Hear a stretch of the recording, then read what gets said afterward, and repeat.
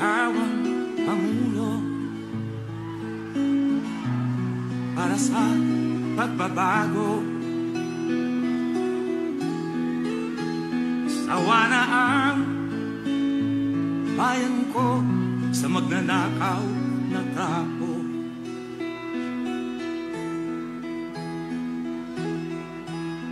Madilim na kahapon,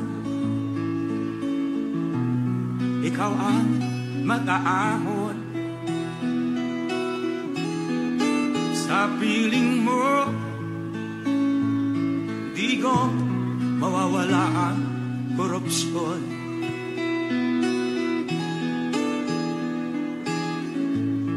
Tayo na, Pilipinas, tayo na magbago. Hawak kamay tayo para sa pagkasenso. Ikaw at ako, tayong lahat kay Rodrigo Duterte, para sa tunay na pagbabago. Bacolod City, President Rodrigo Roa Duterte! Duterte! Duterte! Duterte! Mga krimen, rape, droga at mga nakawan, dapat nang mapigilan. Sa liwat mga ekson, President Rodrigo Roa Duterte! Palakpakan natin!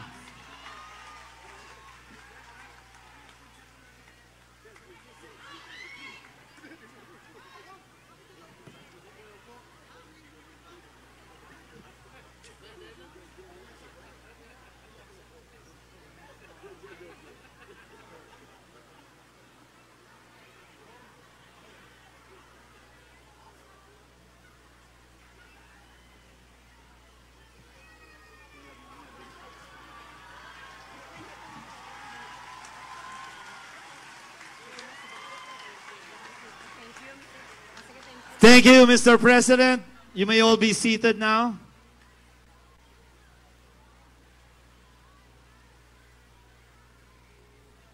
Ladies and gentlemen, mga igsoon, without further much ado, total kagina po na magid kadi ari diri. Pamatian naton sa pag-welcome sa aton sa atong pinalangga nga alkalde, Mayor Evilio Leonardia.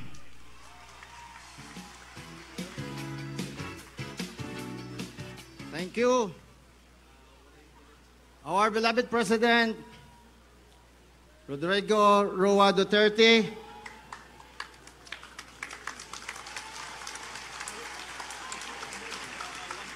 mga kasimanwa, ladies and gentlemen,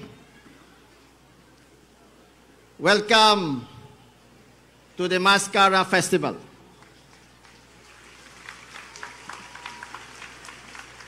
It was 37 years ago when Mascara was born. And because the people of Bacolod embrace it, because the people of Bacolod nurtured this through the years, it has grown to proportions beyond our wildest dreams.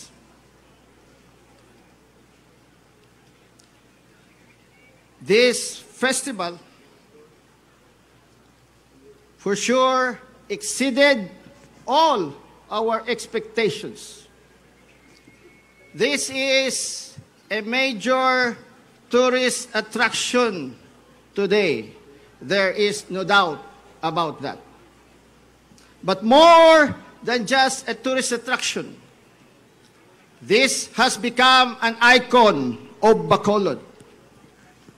This festival reflects our capacity to survive because this came about when we had a tragedy and we were in a sugar crisis. This festival reflects our zest for life, and it reflects our never-ending spirit of optimism.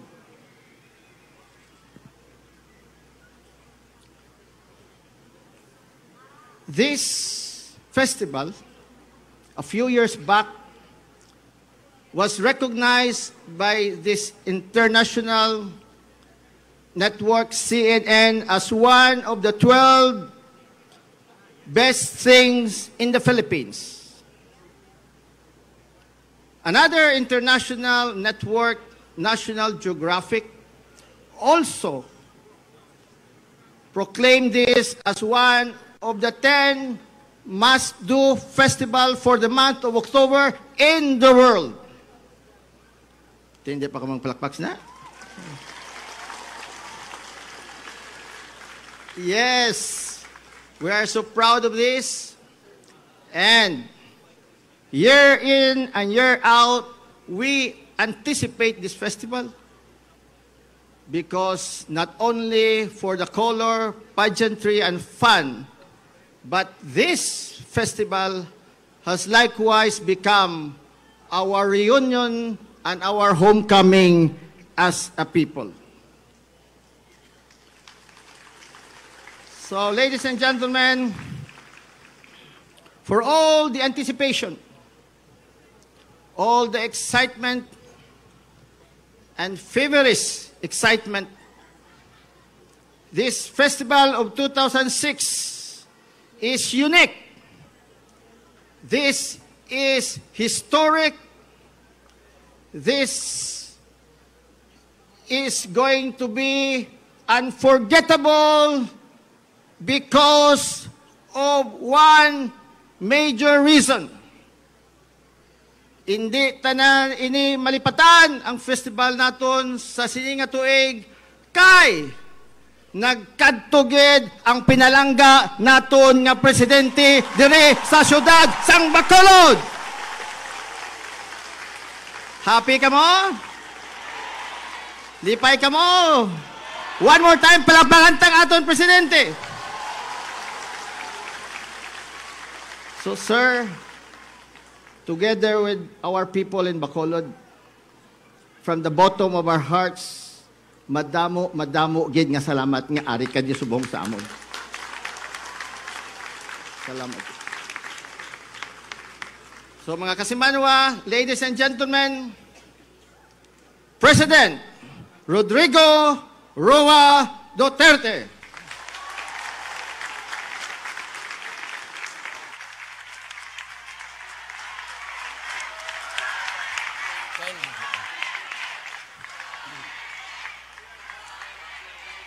Kindly sit down. Opo po kayo.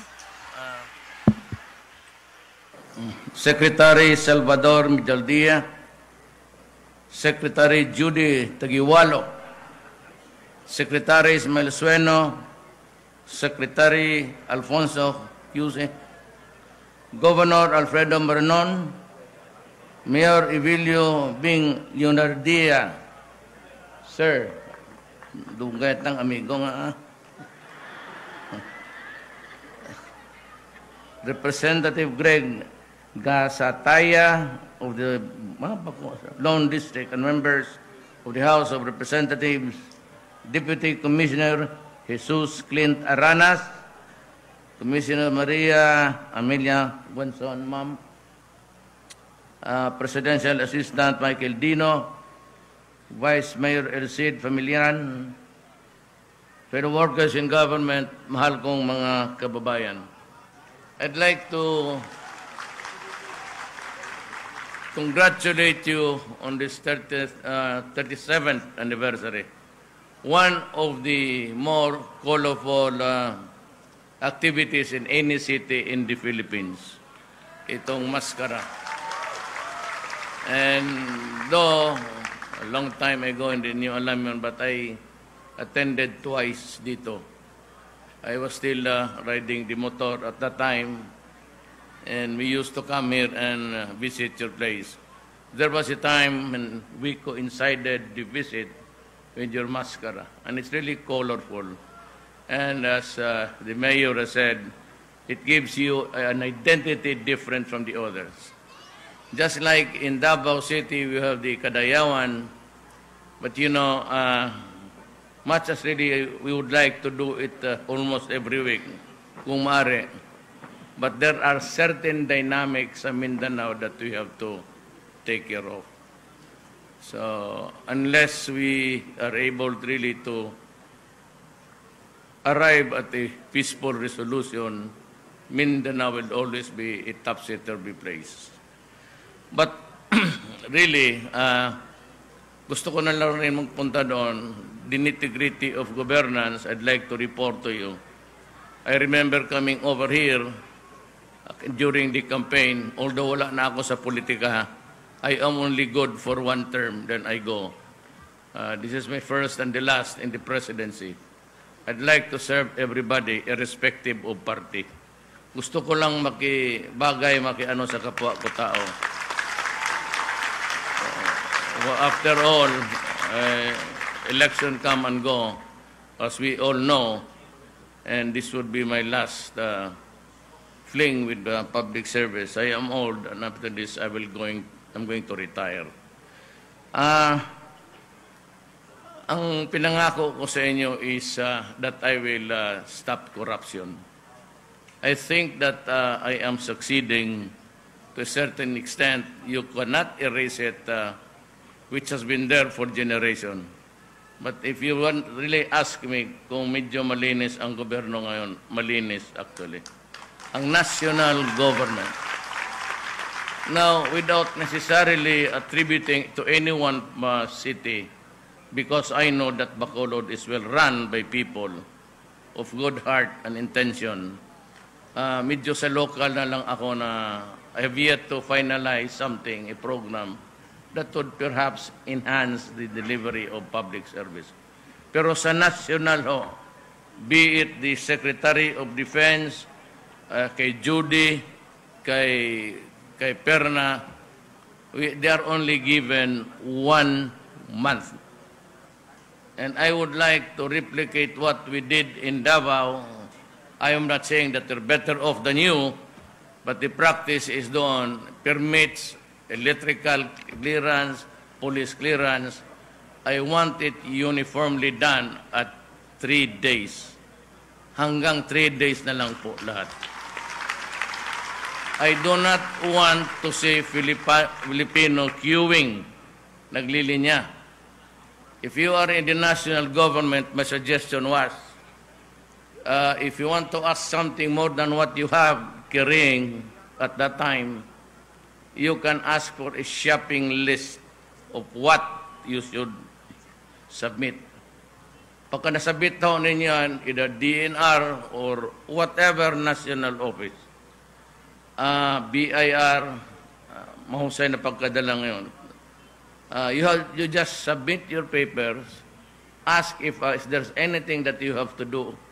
Yet, then pagka sinabi yun na yun, bigyan ka ng stub, and there is a date there indicated that you may come back on this day at this hour to get your paper. That is my order, mandatory. Mandatory. Must be. And of course, crime is related to now. Noon, crime as crime, there used to be a lot of kidnappings anywhere. But you know, shabu is preferable. Walang naghahunting sa iyo, and it is easily sold. Ganito yan mga kababayan ko. When I was mayor, I was very strict. Really strict. Sa Mindanao kami, wala nang turistang pumupunta at guguluhin mo pa yung lugar. But at that time, I had sensed that the crimes evolving were generated mainly from drugs. So I was very strict, and until now I am. Sabi ko sa mga tao doon, and this is what really it is all about.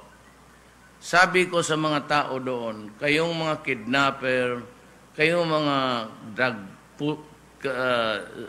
syndicates, kayong mga drug lord, kayong tigagulo ng buhay ng tao, umalis kayo dito kasi papatayin ko talaga kayo. Now,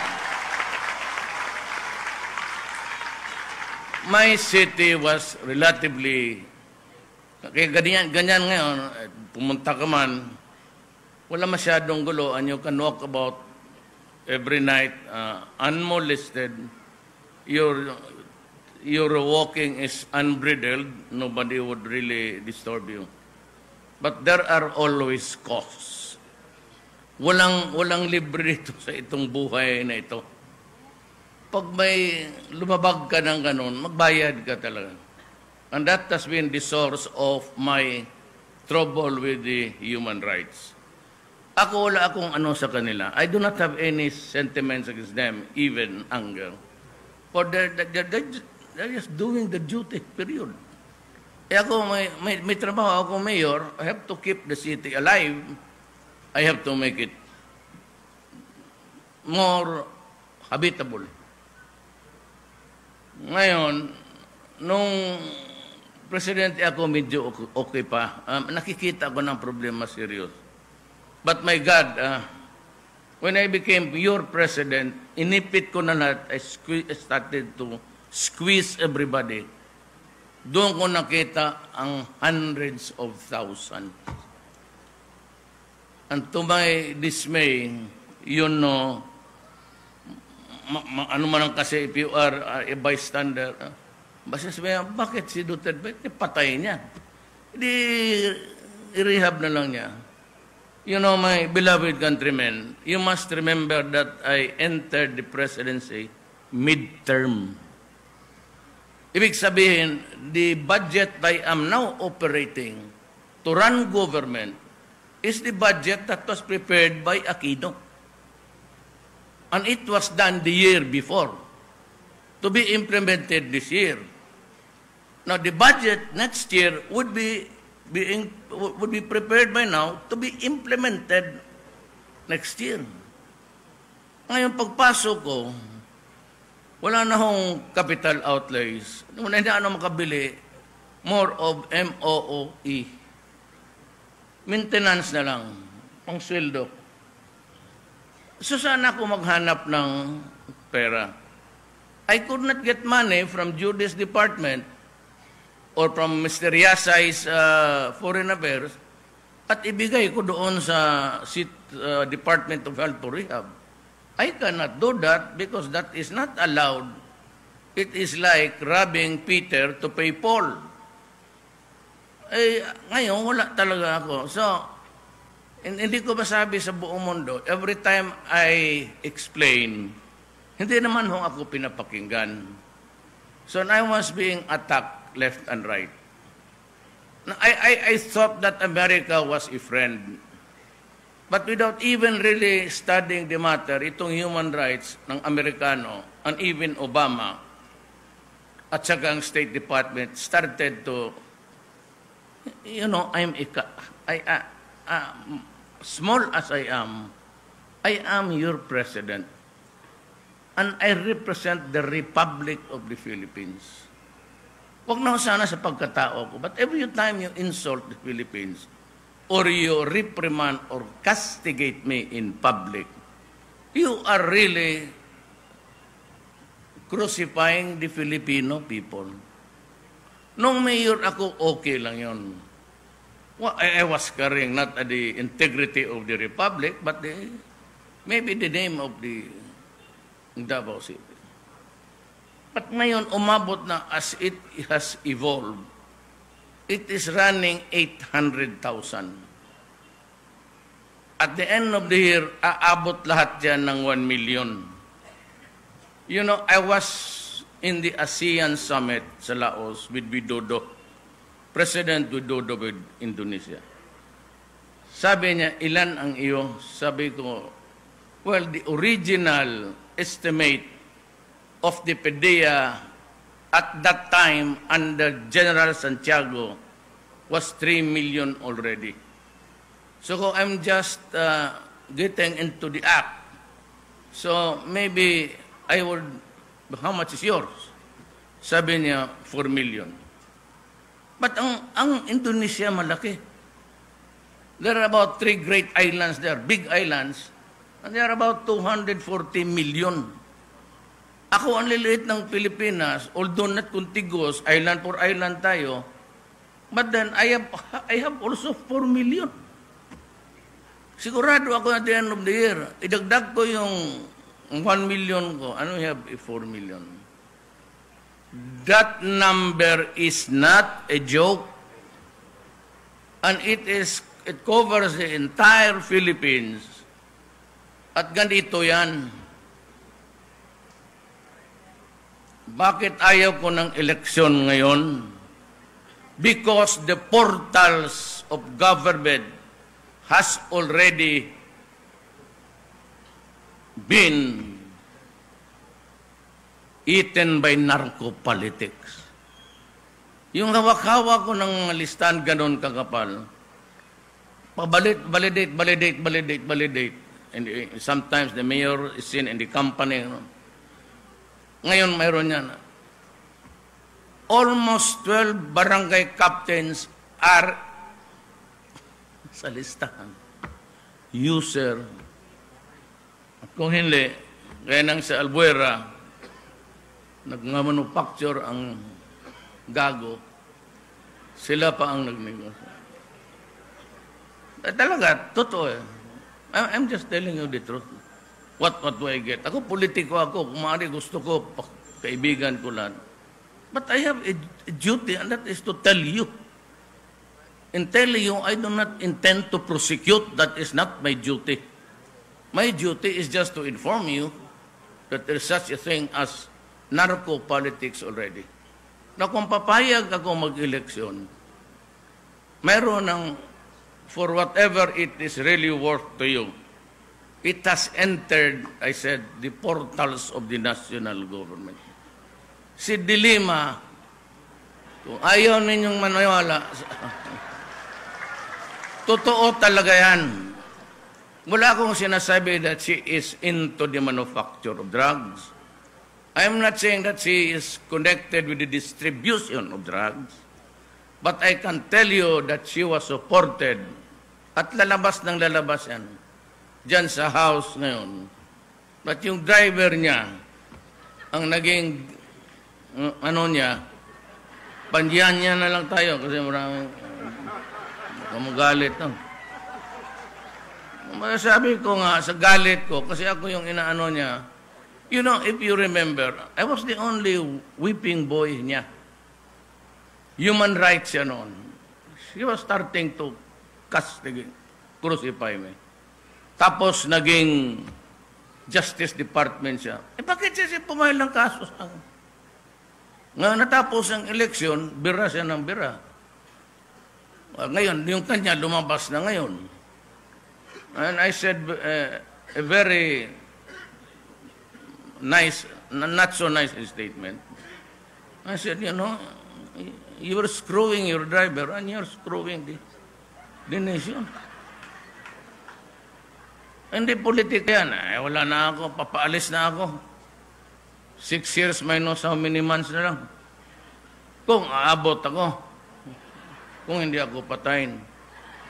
Kaya in my sortie sa mga military camps and the police, sinasabi ko sa kanila, if I do not survive the 6 years, if the problem sa drugs would outlast me, meron man talagang succession sa presidency yan.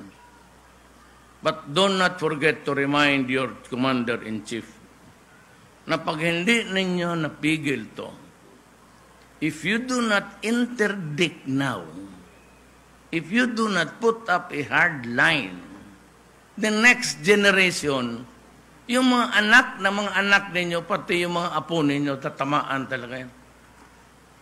With 1 million, it spread all over the country, with some mayors, with some halos majority na ng barangay captain. Nakita man ninyo nung nag-warning na ako, sabi ko, surrender kayo. You saw the many thousands tatakbuhan doon sa police. Sabi ko kasi, patayin ko kayo pag maabutan ko kayo. Including yung mayor. Na ngayon, bakit itong bunganga ko? The only way to do it, hindi mo makapit, pare, pwede ba na di nadadala na ng gano'n na eh. Wala na, sabog na. We have to really, and there is no law which says, I cannot threaten criminals. Bawal mong takutin ang mga criminals na kamatayan. There is no law.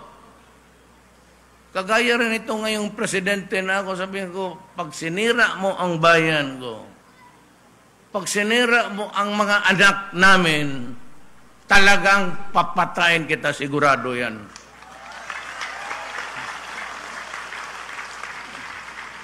Ngayon, tanongin na ako ng human rights ito na, o sinong pinatay mo? Ewan ko. Istorya mo lang yan. Kaya hindi ba't bawal magtakot? Nga itong mga human rights, actually it started as a garbage. Yung kalaban ko sa politika, unfortunately, ayaw ko na kasi relative ko yung asawa niya. They started this thing about human rights. Pero totoo ha, marami rin namatay talaga sa dalo. Hipokrito. Pero every time na may mamatay na walang suspect, extrajudicial killing. Kaya nung nangyay sa Manila, sinasay, umabot na ng 3,000, ako ang palaging pinagbibintangan. Baski yung nasagasaan dyan ng, basta pagdating ng mga pulis, suntukin ko kami minsan mag-init. Itong pulis, pagdating doon, sinong suspect, sinong walang suspect, extrajudicial. Hindi, nagpatong. I don't mind. I really do not mind. Ang away namin ganito, yung Amerikano, ang ayaw ko kasi, ano bang kasaba? Kasaba ba yan sa, yung reprimanding me in public. Kaya sabi ko, screw you, fuck you, lahat na. Gago kayo. Kasi bakit mo ako ganunin? Alam mo, 3 million addict. Instead of helping me, and you know that there is no money because there is, in that budget, we did not expect Honor Aquino, di niya malaman yung magnitude ng contamination. Tapos kung ganunin mo ako, turuan mo ako, I will give a policy statement in the coming days. Ibibigay ko sa inyo, pati mumurahin ko talaga sila. Now, ganito yan. Kung kayong mga Amerikano, galit kayo sa akin, galit rin ako sa inyo. But by the way, yung statement ko, kasi ang sabi kasi ng tao, ito si Duterte, Hitler to killer. Di sinabi ko rin sa airport pagdating ko, o di sige, si Duterte ako, killer ako. Nag-react ang Jewish community all over the world. I would like to make it now, here and now, that there was never an intention on my part to derogate the memory of the 6 million Jews murdered by the Germans. Ang reference kasi sa akin nila, nga ako daw si Hitler, na maraming pinatay. So, ang number kasi ng drug pushers, as I have told you, is 3 million. Kaya yun lang ang sinabi ko. Sige, si Hitler ako. Pero ang patayin ko itong mga... But anyhow, it's not really actually that I said something wrong. But rather, they do not really want you to tinker with the memory. Alam natin yan. So I apologize profoundly and deeply to the Jewish country. Wala akong... It was never my intention, but the problem was I was criticized using Hitler comparing to me. But I was very emphatic. Sabi ko, patayin ko ang 3 million natin. It had nothing to do with it. But perchance, if there was something really a bad taste in the mouth to say it. Pero yung Jewish community lang, itong mga bobo na abogado sa iyo, pati sa human rights, screw you. Sipain ko pa kayo. Insulto. Kaya ako raw mahilig magmura. Ganito yan eh. What would be my defense when you pretend to be a friend of the Philippines? Ang Amerika, pati itong human rights ng United Nations.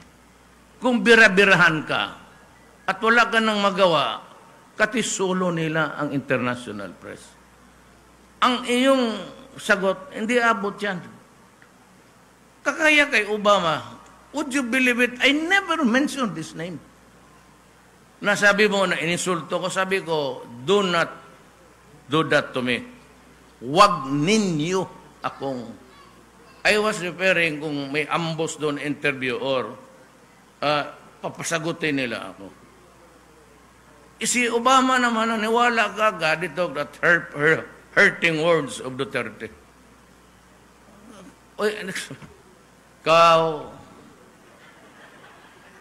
Pagka ng State Department, makita mag-fax, tingnan ako, ininsulto. Wala akong ininsultong presidente. Pero doon sa summit, pinakita ko yung picture ng massacre. Bakit walang peace ang Mindanao? Ayun, kita ko, kapatong yung makatawan ng mga Moro doon sa Budaho massacre. Ngayon, kasi ganito, let me just give me about para malaman ninyo ang, nakausap ko na ang Communist Party of the Philippines. We are talking. Nakausap ko na ang MI. We are talking. Normy Suarez scheduled to get out from his camp. Bigyan ko lang siya ng conduct pass. He will go to Davao. We will talk.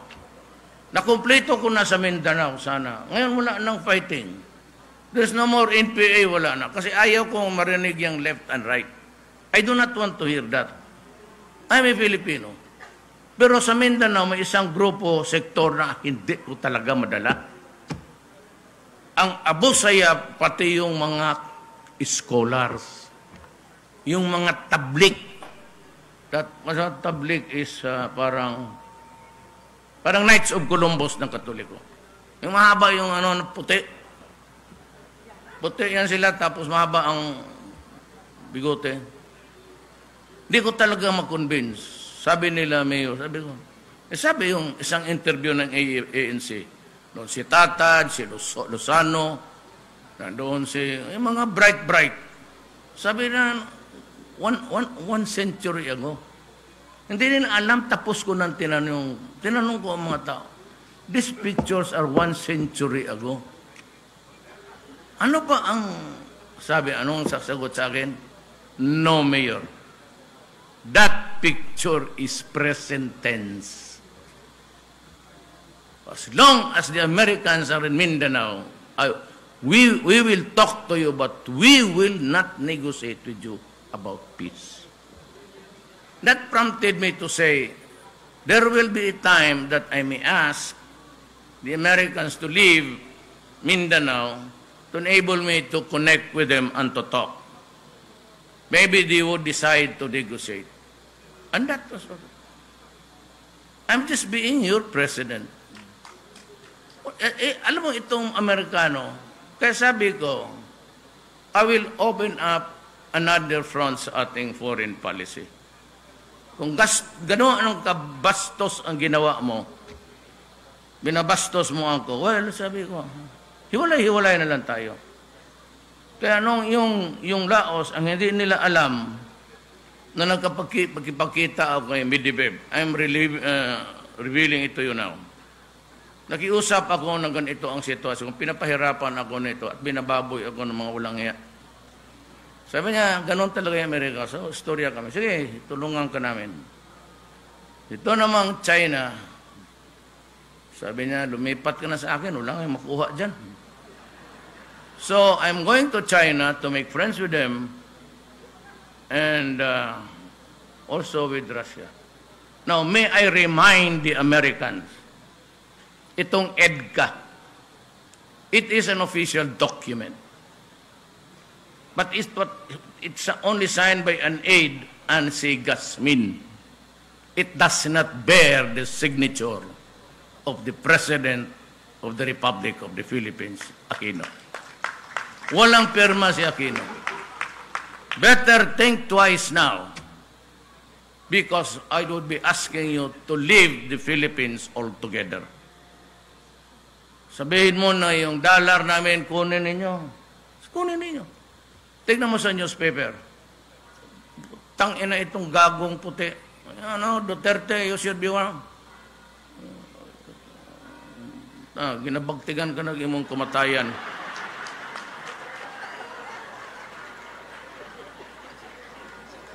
Ako talaga bastos ako pag ginanon mo ako. It's the tolling of the bells. Meron yan sabihin.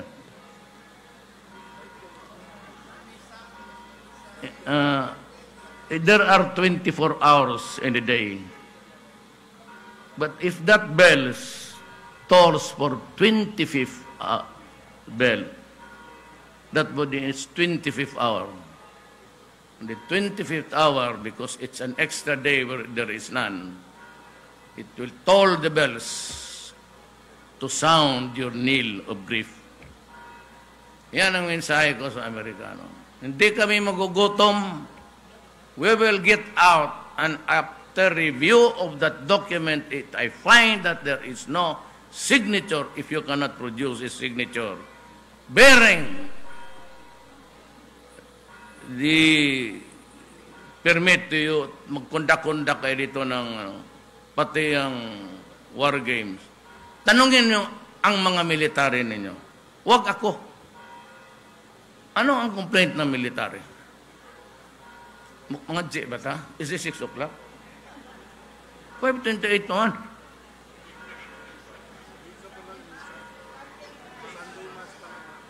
Akala ko galit yung pare sa akin. Yung mga bishop malang, wala yung pare. Now, you make it hard for me, you insult me internationally. Fine, do it. Sabi nga ni Sonny Dominguez, the finance secretary, is very adept in the international stage. Sabi ko, hindi raw ako statesman, sabi ng mga unggoy. Sabi sa unggoy puti. Sabi ko, alam mo, hindi ba na ako tumakbo ng statesman? Ang pagkaalam ko, takbo ako presidente. Bakit ako yung gawing statesman? Ayaw ko man yan. Simple lang ako nagkatao. 7 years ako sa high school, na-expelled ako sa Ateneo. It took me 7 years to graduate. Kaya sabi ko, wala akong credentials, wala naman akong sinabi sa inyo na ako dito, buto kayo sa akin, kaya ako valedictorian na. Sila, Dominguez, Bakababata, Tugade, sa Luz School, San Beda. It was the valedictorian. Puro yasay kung magsalita.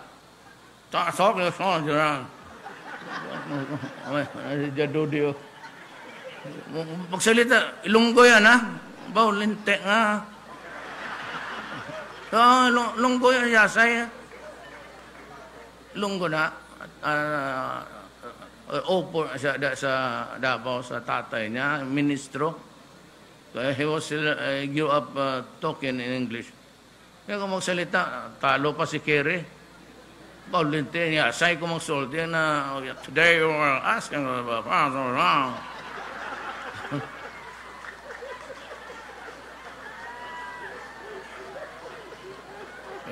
English. Small time lang tayo English natin, Bisaya. Kaya kung minsan makalimot ako, sabi ko, ano kan putang inang pangalan nito? Wala man. You know, men judge best when they condemn. Ang translation talaga ng son of a bitch, putang ina mo. Ngayon, putang ina mo, ngayon ka lang nagpakita, gumastos ka nga. You know, but they changed the nomenclature, son of a whore, which is really not good to you. Pero alam man ninyo, Pilipino magsabi tayo. Yung iba, ayaw niyang salamagan. tayo magsabing, son of a bitch. Yan na si tradition sa ating, the usual is, tangina mo. Ngayon, talagang, tingnan mo ang international press. Iyon ang sinasabi ko kung siraan ka na.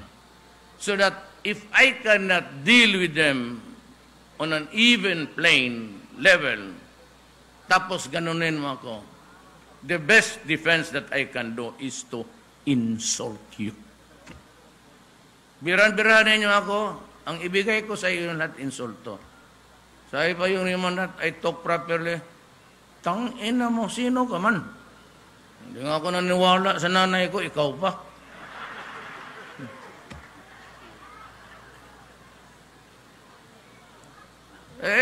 Hindi ako gano'n. You look for may problema. Ako ang pinili ng tao. But that is really my ugali. That is my paradigm, if you want. At saka galit talaga ako sa na. I have this. They stayed there for 400 years. The Americans stayed there for 50 years. They took away the fat of the land. Kaya, tatandaan ninyo. Kaya ito sila may colonial syndrome. Kasi akala nila, under pa tayo sa kanila, yung iba hindi man kaya. Tapos ako ngayon ganunin nila. Bukas ang kabarkada ko si Putin, pa si Xi Jinping. Marami sa China sa Amerika. Magkumperensya ka doon to kape. Pati yung finger food na doon kami ni Xi Jinping, wala bangkit yan. Buntag hapon. That's a joke again. Do not overstretch it. Do not stretch it beyond its normal proportion. So I'm here, I'm happy, and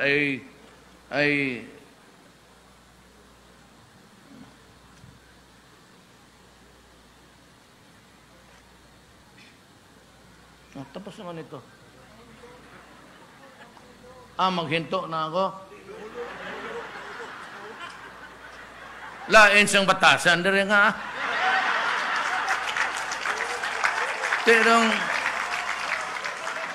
Tanong bisita mo nga, gaundang ka na nga, hambal niya nga, let us go with the maskara. O di, sige, ganito na lang. Pagkakadayawan, pag kayong mga taga-Bacolod, it's not really that. Once upon a time, naman yung bumba-bumba. But altogether, Davao is really peaceful. And I'd like to invite you to share us also itong mga amin is Kadayawan.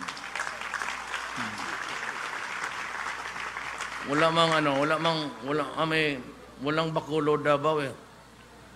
May Arab barko siguro. Pero katanawan mo lang Arab ay buslot din Marami na tang disgrasya dire. Ito yung mga barko nga buslot o gabangga. Be careful dito sa Bacolod. Well, anyway, you do not have you have to go to Iloilo. There's mayroon araw-araw? Wow. Sige. And pagka damo sa Davao, maski everyone nga ang imbitasyon ko. Kakatok sa airport, baka silimulan sa polis, sa mayor. Ako na bahala sa inyo. Libre. Oo, I-divide na natin ng grupo dire. Second shipment ito. Di ka mo kadugan. Patay na. Uy ko panahon nga mag-entertain sa inyo. So I'd like to again invite you. Keep ganito yan even if there is a disaster. Return to normalcy at once. If for anything mayroong disaster, catastrophe, the key word is return to normalcy immediately. So ito dito, it gives you joy, makes you proud. And as a matter of fact, to make you doubly proud, I came here to gabisita sa inyo nga. Ito. Ti una na ako, asawa, ilungga. Gabiyaan ako Salamat. Bacolod President Rodrigo Roa Duterte!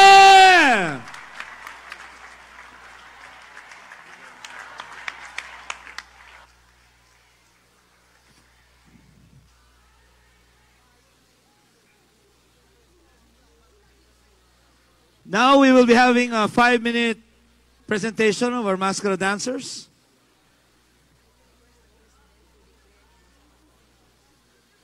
President Digong.